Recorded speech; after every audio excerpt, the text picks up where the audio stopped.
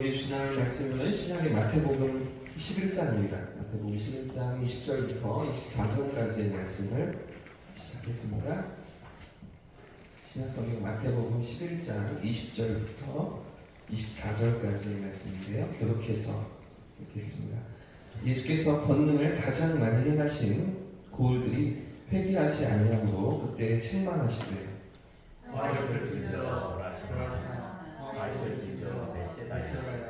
너에게만 모든 권능을 더 아시로에서 행하게 그들이 벌써 배웠으리고 제 앉아 회개하였으나 내가 너희에게 이르노니 심판날에 들어와 시돈이 너희보다 견디기 쉬우리라.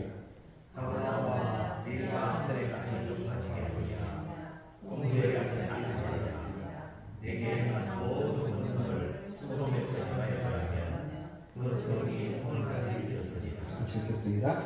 내가 너희에게 이르노니 심판날에 소돔당이 너보다 견디기 쉬우리라 하시니라. 아멘. 할렐루야. 이번 한 주도 하나님의 은혜가 우리의 삶을 이끄실 줄 믿습니다. 지난주에 우리는 예수님을 영접하지 않는 세상을 살펴보면서 그런 세상의 특징 두 가지를 확인했었는데요. 어떤 특징이 있었습니까? 예수님께서 첫국놀이로 비유하시면서 결혼식 장면과 장례식을 말씀하시는 그런 대목에 사람들의 무관심이었죠. 첫 번째 반응은 무반응이었습니다. 첫국놀이를 할 때도 한쪽에서 피리를 불고 노래를 부르면 반대쪽에서는 춤을 춰야 함에도 불구하고 그런 반응이 없는 세상, 그렇게 반응하지 않는 사람들, 그런가 하면 한쪽에서 곡을 하고 슬퍼하는 그런 소리를 내면 한쪽에서는 또 같이 박장을 치고 같이 애곡을 하는 그런 놀이여야 함에도 불구하고 그렇게 반응하지 않는 세상을 향해서 예수님 뭐라고 말씀하십니까? 메시아께서 오셨는데도 불구하고 자기 땅에 오매 자기 백성이 영접하지 않는 그런 세상을 향해서 예수님 지적하시고 반응하지 않는 모습들을 나타내시는 그런 말씀들을 첫 번째 대목에서 살펴보았고요. 그런다면 두 번째 반응이 무엇이었습니까? 비난이었습니다. 싸잡아 비난하는. 그렇죠? 세례 요한은 금식하고 메뚜기와 석청을 먹으면서 그렇죠? 그렇게 하나님 나라를 선포할 때 귀신 들렸다라고 비난하고요. 오히려 반대로 예수님은 오셔서 가난하고 연약하고 소외된 사람들을 찾아가시고 그들과 함께 교제 나누시고 잡수실 때 죄인들과 함께 교제하시고 식사하실 때 그런 예수님에 대해서 사람들은 어떻게 비난합니까? 먹기를 탐하고 포도주를 즐기는 식충이다.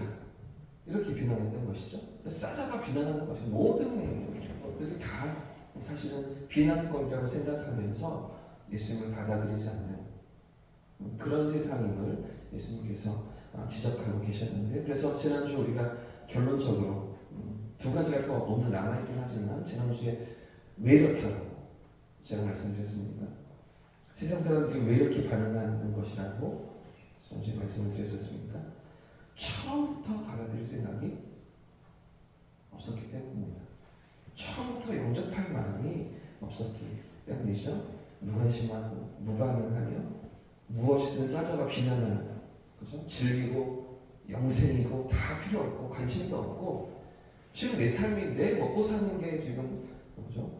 발등에 불이 떠져 있는데 내 코가 썩지 않는데 무슨 진리고 영생이냐 그러면서 전혀 관심을 보이지 않고 내 삶에 몰두하며 살아가는, 거기 집중하며 살아가는 인생들이라는 것입니다. 자, 뿐만 아니라 오늘 본문에는 이어서 예수님 영접하지 않는 사람들의 세 번째, 네 번째 반응이 오늘 20절 이하에 등장하고 있는데요. 자, 먼저 20절과 21절 말씀을 다시 한번 보십시오. 20절 시작.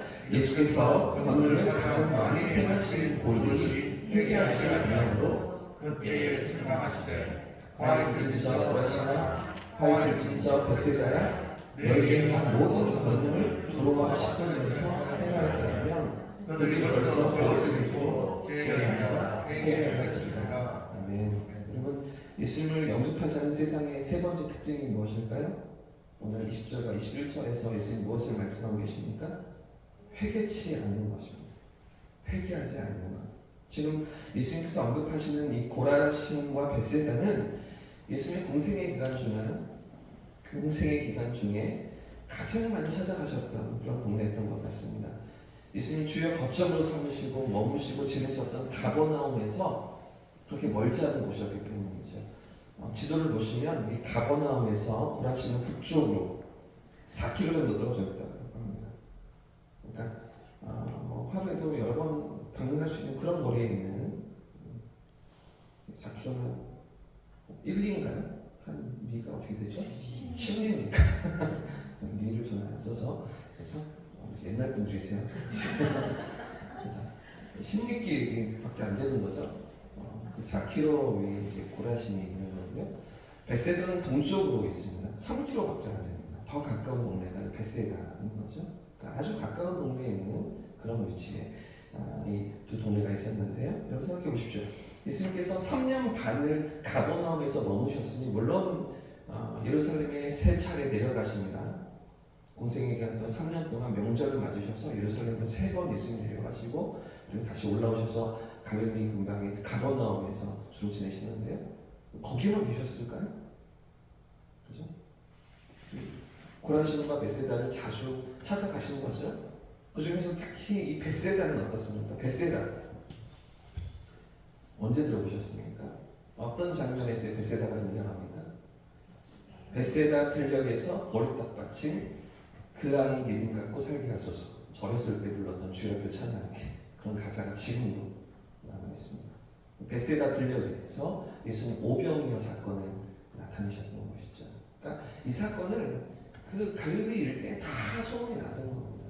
그렇게 유명한 사건이고 마태복음, 마가, 누가, 요한복음 4복음서에 다 기록될 정도로 누구 하나 놓치지 않은 그 정도로 유명한 사건이 베세다 이 사건인데요. 그런데 예수님께서 이렇게 자주 찾아가시고 놀라운 이적들을 나타내셨던 동네, 다른 어떤 동네들보다 많은 이적을 나타내시고 또 권능을 드러내셨음에도 불구하고 그 안에 살아가던 사람들의 반응이 무엇이었다고요? 회개치 않는 거예요. 어쩌면 가장 많은 가르침을 들었고 능력을 보았고 예수님의 권세를 확인했음에도 불구하고 회개하지 않는, 하나님 앞으로 돌아오지 않는, 하나님 마음을, 하나님의 뜻과 계획과 작정을 받아들이지 않는 그런 말들, 그런 인생들이었다는 것인데요. 여러분, 사람들이 왜 이렇게 예수님을 거부했을까요? 예수님의 능력을 보고 말씀을 듣고 그렇죠? 예수님의 메시아 되심을 나타내심에도 불구하고 왜 사람들은 예수님을 거부합니까? 왜 회개하지 않습니까? 완악함 때문입니다. 우리 마음에 있는 그 완악함. 여러분, 완악함이 무엇일까요? 완악함 어떤 단어입니까? 제가 사전을 찾아보니까 이렇게 나오더라고요. 성질이 억세게 고집스럽고 상하다, 이런 표현이더라고요. 조금 더 풀어서 정리한 의미가 있는데요. 자기 생각만을 강하게 고집하며 타인의 의견을 전혀 받아들이지 않는 마음, 이 완악함이더라고요. 그러니까 완악함이 무엇입니까? 아주 고집스러운 거죠. 전혀 다른 생각을 받아들이지 않는 것입니다. 여러분, 세상은 지금도 그렇지 않습니까? 우리가 복음을 나누길 원하고 태신자도 걱정을 하고 이렇게 저렇게 어떻게든 그 마음을 열어서 하나님 앞으로 같이 나오기를 우리가 기대하지만, 그러나 진리에 대해서도 마음을 열지 않는, 영생에 대해서도 전혀 관심을 두지 않는 그런 세상인 거죠. 예수님 당시나 지금은 똑같이 복음을 거부하고 하나님 앞에 나아가기를 원치 않는 그런 죄 가운데 살아가는 인생들임을 예수님 드러내고 계시는 거죠.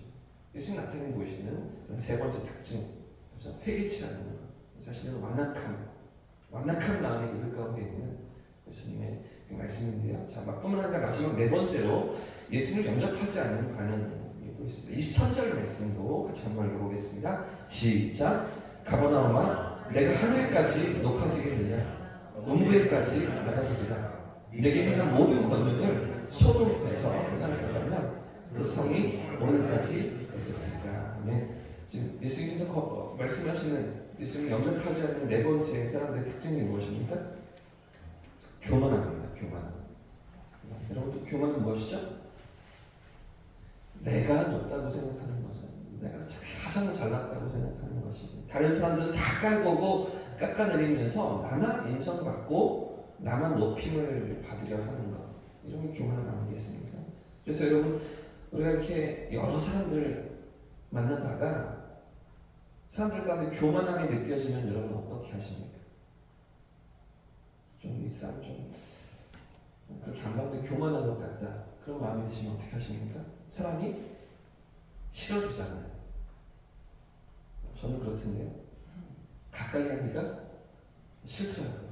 그래서 긴 얘기할 필요 없고 더 이상 만나기가 싫은 거죠. 가까이 하기가 싫은 거죠. 자, 근데 여러분, 이 교만함이 어디서부터 시작될까요?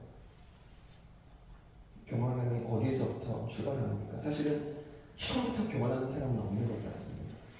막 교만해가지고 막 의시되고 처음부터 이렇게 마음을 먹지는 않는 거죠. 그래도 처음에는 겸손하고 선한 것 같은데, 그랬던 사람인 것 같은데 언제부턴가 사람이 변했어. 저 사람 변했어. 이렇게 얘기할 때 그 교만이 어디서부터 출발합니까? 자신감입니다. 자신감. 사실 자신감은 나쁜 게 아니잖아요. 그런데 누구에게나 자신감이 있어야 사람이 편안한데, 그런데 이 자신감이 조금 지나치면, 자신감이 조금 이렇게 나도 모르게 교만함이 들 때가 있는 것이죠. 내가 다 잘하고 있고, 내가 다 건사할 수 있고, 나 혼자서 할 수 있다는 교만함이 되어버리지 않습니까? 자, 지금 예수님께서 말씀하시는 가버나움 사람들의 반응이 바로 이 교만함이었습니다. 그들에게 어떤 교만함이 있습니까? 예수님 앞에 자기 고집을 굽히지 않는 것이죠. 자기들의 어떤 고집으로, 생각으로, 자기의 판단으로 예수님을 평가하면서 하나님의 그 작정과 예정과 섭리 가운데 그들의 마음을 내려놓지 못하는 것입니다. 그들이 생각하고 그들이 기대했던 그 메시아의 어떤 환상에 사로잡혀서 하나님의 뜻이 드러나고 있음에도 불구하고, 하나님의 나라가 시작되고 있음에도 불구하고 그 예수님 앞에 나오기를 원치 않고, 진리이고 생명이시고 길이 되시는 예수님 앞에 자신들의 삶을 맡겨드리고 그 진리 앞에 나오기를 원치 않고 전혀 그 앞에 반응하지 않으면서 교만한 마음으로 내 생각이 옳다고, 내 판단이 옳다고 고집하면서 그것들을 고수하고 있는 그런 가버나움임을 예수님께서 지적하시는 거 아닙니까? 이 가버나움은 그렇잖아요. 예수님이 가장 오랫동안 머무셨던, 거점을 삼으시고 그들과 함께 지내셨던, 베세다도 물론이지만 이 고라신도 물론이지만 가버나움조차도 지금 예수님을 알아보지 못하고 그분 앞에 나오지 못하는 그런 사람들이었습니다. 그런 세상임을 예수님께서 지적하고 계시는데요. 자, 이런 말씀을 왜 하시는 겁니까 지금? 니들 잘못했어. 니들 문제가 있어. 니들에게 이게 한계야. 이런 것들을 지적하시는 것입니까? 왜 이런 세상에 예수님을 영접하지 않는 특징들을 지금 마태가 4가지 모습이나 4가지 장면이나 이렇게 모아서 우리에게 보여주면서 세상 사람들의 어떤 그 죄성을, 예수님을 영접하지 않는 그 모습들을 드러내고 우리에게 말해주고 있는 것입니다. 오늘 살펴본 회개치 않는 것, 교만함, 더 나아가서 무관심, 그렇죠? 두 번째가 무엇이었습니까? 어떤가요? 두 번째가 뭐였죠? 비난하는 거, 그렇죠? 싸움과 비난하는 거. 오늘 마태가 우리에게 말하고 있는 메시지가 무엇입니까? 이런 세상 가운데 예수님이 오셨다는 거죠. 이런데도 불구하고 우리 구주께서 이런 인생들을 사랑하셔서 이런 우리를 구원하시기 위해서 우리들 가운데 찾아오셨다는 것이죠.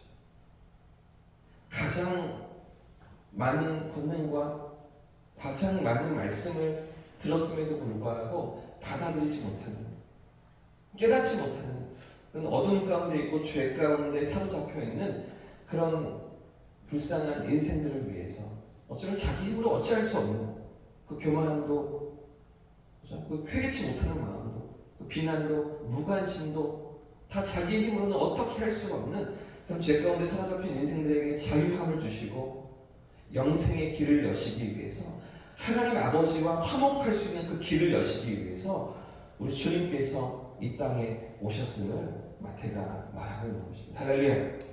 그럼 주님이 우리를 위해서, 저는 이런 완고하고 완악한 나를 위해서 이 땅에 오시고 당신의 생명을 내어주신 줄 믿습니다. 우리랑 다를 게 없잖아요. 저하고 여러분이라고 더 다를 게 교업자는 똑같은 죄인이었고, 이 사람들만, 가버나움 사람들만, 베세다 사람들만 그렇게 못돼서, 성질이 약해서, 그래서 교만했던 것입니다. 그래서 회개치 않았던 것입니다. 영적인 세계가 열려있지 않은 거죠. 볼 수가 없는 거죠. 그런 인생들 가운데 우리 주님이 찾아와 주시고, 죄의 깊은 그 저주에 묶여있는 그 인생들을 구원하시기 위해 우리 구주께서 우리 가운데 찾아와 주신 것이죠. 사랑하는 여러분, 이 놀라운 사랑이 우리에게 다가와 주신 줄 믿습니다. 그 사랑과 은혜가 나를 찾아오시고 나를 붙드셔서 오늘 이 자리에 있기까지 우리를 이끌어 주신 줄 믿습니다. 그렇기 때문에 오늘도 우리가 감당해야 될 사역이 사실은 여기에 있는 거죠. 예수님처럼 어쩌면 거절당할 수 있습니다. 어쩌면 예수님처럼 조금은 받아들이지 않는, 영접하지 않는 그런 세상을 우리가 부딪히고 경험하고 만날 수도 있는 것이죠. 사실은 그러나 그게 너무나 자연스럽다고, 그게 너무나 당연하다고 예수님 말씀하시는 건 아니겠습니까? 좀 전에 우리 마태복음 10장에서 우리 살펴봤던 것처럼 제자들을 보내시면서 그들을 기다리는 세상이 그렇게 호락호락하지 않고, 너희를 환영하지 않고 반겨주지 않는 그런 세상이라는 것은 예수님이 이미 말씀하셨잖아요. 그런데도 불구하고, 그런 세상임에도 불구하고 우리 주님께서 찾아오셨고, 그런 세상임에도 불구하고 우리를 보내시는 것이죠. 부르실 뿐만 아니라 보내시는 줄 믿습니다.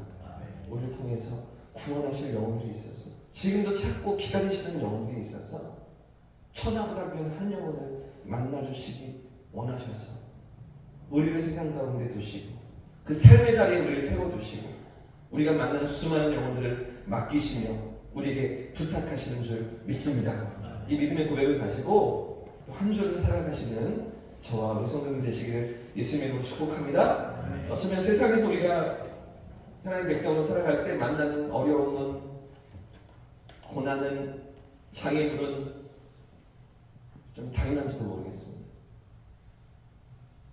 예수님도 그러셨습니까?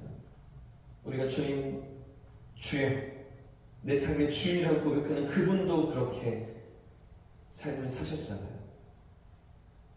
이 삶을 어쩌면 우리가 각오하고 두렵지만 믿음으로 내딛으면서 성령의 이끄심을, 성령의 인도하심을 따라 나아가는, 그렇게 나아갈 때 우리 예수님 이런 오신 놀라운 구원의 길을 우리가 또 나타내고 증거하고 드러내면서 하나님의 일하심을 경험하는 그런 저와 우리 성도님들 되시기를 예수님의 이름으로 축복합니다. 함께 찬송